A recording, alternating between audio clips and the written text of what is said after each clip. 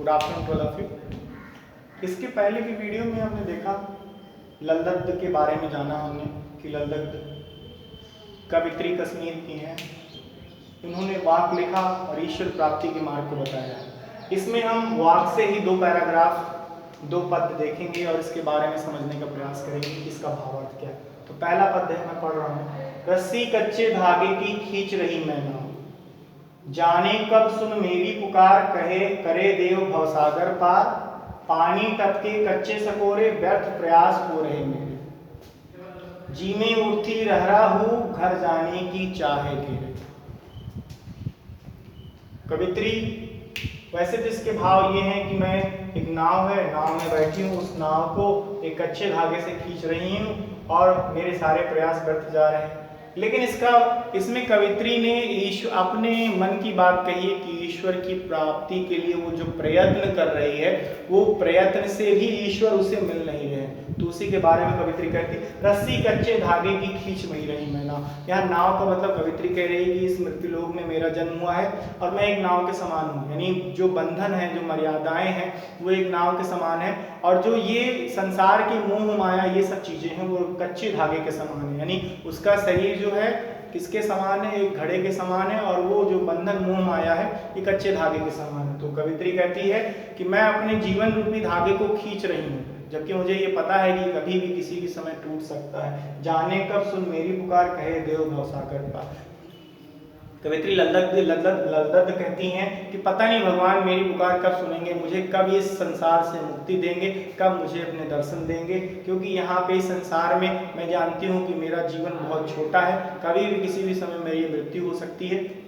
पानी टपके कच्चे सकोरे, व्यर्थ प्रयास हो रहे मेरे। कहती है मेरे द्वारा किए गए सारे प्रयास सब व्यर्थ हो रहे हैं, क्योंकि मैं ईश्वर की प्राप्ति का मार्ग ढूंढ रही हूँ और उस मार्ग को पाने के लिए मैं बहुत सारे असफल प्रयास कर रही हूँ। लेकिन उन असफल प्रयासों से सफलता की कोई भी उम्मीद मुझे बिल्कुल दिख नहीं रही है। जी में उठती रह रहा हूँ, घर जाने की चाह घेरे। और बार बार मेरे मन में ये इच्छा उठ रही है कि मैं इस संसार से मुक्त हो जाऊं, मैं अपने परम परमात्मा में विलीन हो जाऊं। बार बार मेरे मन में इच्छा उठ रही है। मेरे द्वारा अपने परमात्मा को पाने का सफल जो प्रयास किया जा रहा है, असफल प्रयास किया जा रहा है, वो भी व्यर्थ जा रहा है, क्योंकि उसमें सफलता की कोई भी किरण दिखाई नहीं दे रही। ये पहले पद का भाव था। अब हम दूसरा पद पढ़ते हैं, उसके भाव को समझते हैं। खा खाकर कुछ पाएगा नहीं, ना खाकर बनेगा अहंकारी। सम खा तभी होगा समभावी, खुलेगा साकल बंद द्वार की। इसमें कवित्री कहती हैं, इसमें भी ईश्वर की प्राप्ति के मार्ग के बारे में बताया गया कि ईश्वर मिलेगा कैसे हमें ईश्वर से मिलेगा। यानी कहानी है, इसमें देखो क्या लिखा हुआ है, भवसागर पार। इस भवसागर को पार करेंगे, जी में उठती रह रहा हूँ, घर जाने की चाह है मेरी, मैं ईश्वर से मिलने की चाह है मेरी। तो इसमें कहती हैं, दूसरे में पैराग्राफ देखते हैं, खा खाकर कुछ पाएगा।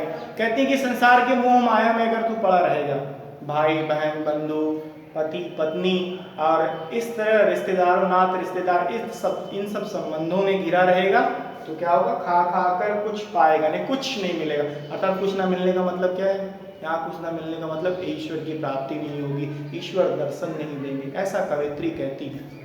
संसार को समझाती हैं, लोगों को अपने वाक की अपनी पंक्तियों के माध्यम से बता रही हैं कि संसार में रिश्तों से यदि तुम जुड़े रहे और रिश्तों के बोझ के नीचे तुम दबे रहे, तो संसार में तुम्हें ईश्वर की प्राप्ति नहीं होगी। दूसरा कहती है, ना खाकर बनेगा अहंकारी। यदि तुम रिश्तों के बोझ से अलग हो जाते हो, यदि तुम रिश्तों को छोड़ देते हो, भाई बहन माता पिता इन सब संबंधों को छोड़ देते हो, तो भी तुम्हारे मन में अहंकार आ जाएगा इस बात का कि मुझे ईश्वर मिलने वाले हैं और ईश्वर के मिलते ही मैं इस सृष्टि को बदलूंगा। इस तरह के अहंकार तुम्हारे मन में उठेंगे और उससे भी क्या होगा? ना खाकर बनेगा भी अहंकारी। और अगर तुम ऐसा काम नहीं करते हो, तुम्हारे मन में अहम आ जाएगा, फिर तुम्हें ईश्वर की प्राप्ति नहीं होगी। अब फिर मन में सवाल यह आता है कि ना, एक तरफ ललदब्द ये कहती हैं कि रिश्ते नातों को लेके बोझ में दबे रहेंगे तो हमें ईश्वर की प्राप्ति नहीं होगी। यदि हम उनको छोड़ देंगे तो हमारे मन में अहंकार आ जाएगा, फिर भी हमें ईश्वर की प्राप्ति नहीं होगी। फिर मन में ये सवाल उठता है कि आखिर ईश्वर की प्राप्ति होगी कैसे? फिर ललदब्द तीसरी पंक्तियों में कहती हैं, सम खा तभी होगा समभावी। खुलेगा साकल बंद द्वार का। कहती समखा, एक बीच का रास्ता निकाल ले। कहती है एक बीच का रास्ता निकाल दो, ऐसा रास्ता जिसमें रिश्तेदार नातेदार भी रहें, आपके सगे संबंधी भी रहें और आपके मन में अहम भी ना आए और आपको ईश्वर की प्राप्ति भी हो जाए, ऐसा बीच का रास्ता निकालो। कहती है समखा, सम का मतलब बराबर, बराबर का एक रास्ता निकालो, बीच का रास्ता, तभी होगा संभावी, तभी तुम्हारा जीवन सफल होगा, अर्थात ईश्वर की प्राप्ति होगी। कैसे? तीसरी पंक्ति में कहती है खुलेगा साकल बंद द्वार की, तभी तुम्हें इस तुम्हारे ईश्वर से मिलने का जो द्वार है वो खुलेगा और तभी तुम्हें ईश्वर की प्राप्ति होगी। तो इस वीडियो में आपने देखा कि पहले और दूसरे पैराग्राफ का भावार्थ, इससे रिलेटेड जो भी हार्ड वर्ड मीनिंग है, आपको क्वेश्चन आंसर्स में कोई प्रॉब्लम हो तो उसको ऑनलाइन क्लासेस में आप डिस्कस कर सकते हैं, ऑनलाइन क्लासेस में आप पूछ सकते हैं। यदि आपको इस पैराग्राफ की कोई भी लाइन समझ में नहीं आई तो उसके बारे में भी पूछ सकते हैं। और इसमें भी दो पैराग्राफ और हैं, 2 पद्य हैं और हैं, उस पद्य को हम नेक्स्ट वीडियो में देखेंगे।